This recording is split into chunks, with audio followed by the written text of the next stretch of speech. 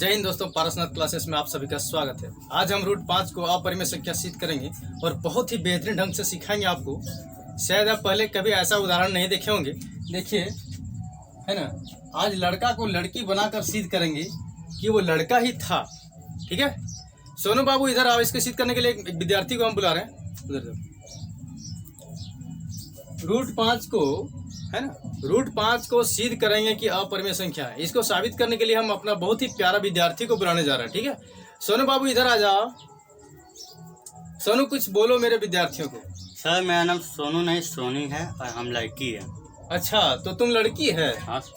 देखिए दोस्तों, ये बोल रहा है कि लड़की है, जबकि हम देख रहे हैं कि लड़का है। आप लोग भी देख रहे होंगे। देखिए, ये लड़का ही है ना। अच्छा, तुम तो लड़का लग रहा है रे। हम लड़की हैं। तुम लड़की है? कंफर्म? आप साबित करके दिखा दीजिए। अच्छा, ये मानने को तैयार नहीं है। ये लड़की अपने आप को बता रहा है। ठीक है, अच्छा, लड़की का सारा गुण तुम में है क्या? हाँ है। बिल्कुल है। हाँ। तुम नहीं मानेगा, तुम लड़की है। हाँ, हम लड़की है। तो हमको साबित करना पड़ेगा क्या? हाँ, आपको साबित करना होगा। आप बोलो। और हम साबित करेंगे कि ये लड़का है तभी मानने वाला है, वैसे मानने वाला नहीं है। बहुत ही जिद्दी विद्यार्थी मेरा।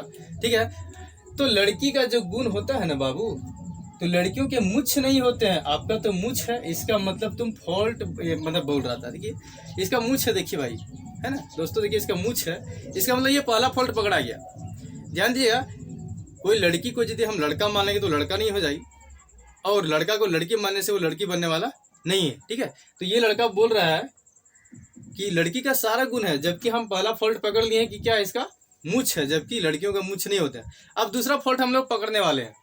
अच्छा, लड़कियों की जब शादी हो जाते हैं, है ना, लड़की जब शादी करके चली जाती है, बच्चे पैदा करती हैं, तो खुद बच्चा को दूध पिलाती। क्या तुम दूध पिला सकते हैं क्या? नहीं। देखिए, इसका दूसरा फॉल्ट पकड़ लिए, ये दूध नहीं पिला सकता है ना।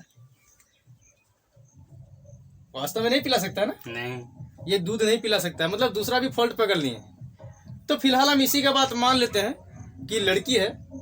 मान तो लिए लड़की है, लेकिन फॉल्ट पकड़ लिए, क्योंकि किसी का नेचर तो नहीं ना बदलेगा। लड़की है तो लड़की का जो गुण है लड़की का ही रहेगा। कोई साड़ी पहन लेने से लड़की थोड़े ना हो जाएगा। तो इसका दोनों फॉल्ट पकड़ लिए, इसका मुछ भी देख लिए, और ये दूध भी नहीं पिला सकता है। लड़कियां शादी होने के बाद जब बच्चे पैदा करेंगे तो दूध तो पिलाएंगे, ये नहीं पिला पाएगा, मतलब दो फॉल्ट पकड़ लिए। लड़कियों का जो गुण है वास्तव में इसमें नहीं है, किसी को मान लेने से नहीं होता है। तो हम यही करेंगे फिलहाल। अभी हम बहुत ही बेहतरीन ढंग से आपको सिखाने वाले हैं कि रूट 5 क्या है। अब बैठ जाइए, फिलहाल अभी हम सिद्ध करते देखिएगा। आज लड़का को लड़की बनाकर सिद्ध करेंगे कि वो लड़का ही था। देखिए, वो लड़का ही था। अभी जो लड़का को बुलाए थे लड़का ही था। अब ये मान गया क्योंकि इसका हम फॉल्ट पकड़ लिए और दिखा दिए। ठीक है, तो लड़की का जो गुण है इसमें तो नहीं है, तो इसमें भी देखेंगे हम लोग। फिलहाल हम इसी का बात मान के हम लोग उल्टा मान रहे हैं। जिस तरह से इसको हम विपरीत मान लिए, लड़का मानने को तैयार नहीं था, लड़की की ही मान रहा था, अपने आप को लड़की बता रहा था। इसी तरह से हमको क्या करना है ना, रूट 5 को, ठीक है, रूट 5 को अपरिमेय संख्या दिखाना है। इसके लिए हम भी उल्टा मान लेते हैं, इसी लड़का जैसा। मान लिया जाए हम भी जिद्दी हैं, तो माना रूट 5 एक परिमेय संख्या हम लोग मान लिए। परिमेय है तो परिमेय का क्या गुण है कि उसका HCF 1 होना चाहिए। क्या होना चाहिए? 1 होना चाहिए। और दूसरा गुण क्या है? दोनों पूर्णांक होना चाहिए, और किसी भी कंडीशन में Q 0 नहीं होना चाहिए। क्या होना चाहिए? Q 0 नहीं होना चाहिए। ठीक है, ध्यान दीजिएगा। आगे देखते हैं। रूट 5 को हम क्या माने? परिमेय संख्या। तो परिमेय का जो गुण है वो गुण इसमें दिखना चाहिए, तभी ना हम मानेंगे कि परिमेय है। ध्यान दीजिएगा। तो परिमेय का क्या गुण है ना, उसे हम P/Q के रूप में लिख सकते हैं। परिमेय को क्या लिख सकते हैं? P/Q के रूप में। तो लिख दिए, जहां P और Q पूर्णांक है, P और Q पूर्णांक होना चाहिए, और Q 0 नहीं होना चाहिए, नीचे वाला 0 नहीं होना चाहिए। ठीक है, और HCF P और Q का कितना होना चाहिए? P और Q का HCF। दोस्तों, लड़कियों का क्या गुण होना चाहिए? उसका मुछ नहीं होना चाहिए, है ना। और बहुत सारा आंतरिक है जो आप जानते ही होंगे, वो हम स्पष्ट नहीं करेंगे अभी हम फिलहाल लड़का को बुला के तो आपको साबित कर ही दिए। तो ये जो है रूट 5 एक परिमेय संख्या है ना, हम लोग मान लिए हैं, उस लड़का जैसा उल्टा मान लिए। तो रूट 5 परिमेय संख्या का गुण है कि P/Q के रूप में लिख सकते हैं। देखिए, P/Q के रूप में लिख दिए। इसका और क्या गुण है? दोनों पूर्णांक होना चाहिए। P और Q क्या होना चाहिए? पूर्णांक। और Q 0 नहीं होना चाहिए। देखिए, Q 0 नहीं होना चाहिए। और HCF क्या आना चाहिए, इतना सारा गुण आएगा तब ना हम मानेंगे कि ये परिमेय संख्या, नहीं तो अपरिमेय संख्या होगा। वो लड़का के पास जब गुण नहीं, अभी सोनू को हम बुलाए थे, उसके पास जब गुण नहीं मिला तो मानने के लिए मजबूर हो गया कि हाँ हम लड़का ही है, हम झूठ बोल रहे थे। इसी तरह से इसको भी देखेंगे। तो दो ठो गुण P और Q पूर्णांक होना चाहिए और HCF 1 होना चाहिए, ठीक है। तो हम इसको क्या करेंगे, क्रॉस गुना कर लेंगे। तो √5 को Q से गुना करेंगे तो √5Q होगा, 1 को P से गुना करेंगे क्या होगा, P। ध्यान दीजिए किसी के नीचे जब कुछ नहीं रहता है ना तो हम 1 लिख सकते हैं, ठीक है। तो गुना कर दिए, आगे चलिए।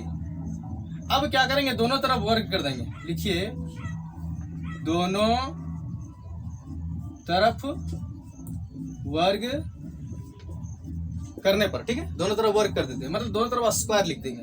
तो बाएं तरफ क्या है, √5Q, इसका स्क्वायर करेंगे और इधर क्या, P का स्क्वायर करेंगे। बहुत ही मजा आने वाला है, कृपया ये वीडियो को पूरा देखिए, बहुत ही मजा आएगा और आप कभी नहीं भूल पाएंगे। इसी तरह से √3 √2 सब सिद्ध कर लेंगे कि यह अपरिमेय संख्या है। इसको देखिए 2 बार गुना करेंगे। अरे रूट का चीज को जब 2 बार स्क्वायर करते हैं ना तो रूट खत्म हो जाता है। तो √5 को 2 बार गुना क्या होगा, 5, और साथ में Q का स्क्वायर। अब इसको भी समझ लीजिए, थोड़ा सा तोड़ तोड़ के बताएंगे ताकि आप कभी नहीं भूल पाएंगे। देखिए √5 का स्क्वायर है, √5 का क्या है, स्क्वायर है, मतलब √5 को हम 2 बार लिखेंगे। और किसी भी चीज को जब 2 बार लिखते हैं ना तो रूट ऑटोमेटिक हट जाता है और अंदर वाला मान रह जाता है, ठीक है। इसीलिए हम सीधा देखिए यहाँ लिखे हैं, √5 को जब स्क्वायर किए तो √5 रूट तो खत्म हो गया, क्या बचा, 5। अब आगे चलिए, P का स्क्वायर, ठीक है। अब कोई भी चीज जब गुना में रहता है ना दोस्तों तो उसको हम भाग में भेज देते हैं, बट्टा में भेजते हैं। तो Q का स्क्वायर, देखिए 5 है गुना में, कोई चिन्ह नहीं है, इसका मतलब क्या है, वो गुना में। तो P स्क्वायर, ये 5 है तो बट्टा में कर देते हैं, ध्यान दीजिएगा। अब यहां से एक चीज आपको दिख रहा होगा, Q स्क्वायर कितना से भागा लग रहा है, 5 से। अरे बट्टा में 5 है ना तो 5 से भाग लग रहा है, सिंपल है। तो इसका गुण क्या है, कोई भी जब स्क्वायर 5 से भागा लग रहा है तो बिना स्क्वायर वाला भी 5 से भाग लगेगा। तो लिखेंगे यहाँ, ध्यान दीजिएगा, यहाँ P स्क्वायर देखिए कितना से भागा लग रहा है, 5 से विभाजित है। यहाँ P स्क्वायर कितना से विभाजित है, 5 से, अर्थात P भी 5 से विभाजित होगा, विभाजित होगा। ध्यान दीजिएगा, P स्क्वायर जब 5 से भागा लग रहा है ना तो P भी 5 से भागा लगेगा। इसका कहने का मतलब है, मान लिया जाए 4 का स्क्वायर कितना होता है, 16 यदि मान लीजिए 2 से भागा लग रहा है, 4 का किसी का स्क्वायर जब 2 से भागा लग रहा है तो बिना स्क्वायर, यानी बिना स्क्वायर का मतलब क्या, 2 भी तो 2 से भागा लगेगा, कितना आ गया, इसका मतलब यही हुआ। देखिए रफ वाला काम कर रहे हैं, ये भी आप लोग नहीं उतार लीजिएगा, समझाने क्या लिख रहे हैं, ठीक है ना। स्क्वायर वाला जब 2 से भागा लग रहा है तो बिना स्क्वायर वाला भी तो 2 से भागा लगेगा, इसका कहना यही है। तो यहाँ जब P स्क्वायर 5 से भागा लग रहा है ना तो P भी 5 से विभाजित होगा, इसमें कोई डाउट तो नहीं ना है। अब आगे चलिए, अब सुविधा के लिए हम इक्वेशन 1 मान लेते हैं इसको, सुविधा के लिए। आप नहीं भी मानेंगे तो कोई दिक्कत नहीं होने वाला, ठीक है, इसको सुविधा के लिए मान लेते हैं। अब हम क्या करेंगे, P को हम मान लेंगे 5C। अब 5C क्यों मानेंगे, यहाँ भी तो एक क्वेश्चन है। P को हम क्या मान लेंगे, 5C। ध्यान दीजिएगा 5 दिए हैं बट्टा में, इसका मतलब यहाँ कोई न कोई संख्या है जो 5 से कट रहा है, इसीलिए हम इसको P को हम क्या मान लेंगे, 5C मान लेंगे। क्या मान लेंगे, 5C, ठीक है। और C कोई पूर्णांक होगा, तो माना P बराबर 5C। अब C की जगह कुछ भी मान सकते हैं, दूसरा नंबर है ना, कोई जरूरी नहीं कि C ही मानना है, अपना मर्जी है। P बराबर कितना मान लें, 5C। अब P का मान बैठा दीजिए, P का मान समीकरण 1 में रखने पर हम समीकरण 1 में क्या देखें, P स्क्वायर है ना 5 से विभाजित था, इसका मतलब P भी 5 से भागा लग गया। अब हम P बराबर कितना माने थे, 5C। तो P का मान है ना, P का मान समीकरण 1 में रखने पर, ठीक है, P का मान हम समीकरण 1 में रख देते हैं, ठीक है। अब समझिएगा समीकरण एक देखिए कितना था समीकरण एक 5q² बराबर क्या था p²। अब हम p बराबर 5c मान चुके हैं तो p के जगह हम कितना बैठाएंगे 5c है ना, इसके जगह हम कितना बैठाएंगे 5c। और देखिए यहाँ स्क्वायर है तो स्क्वायर दे देंगे और इधर जैसे का तैसा,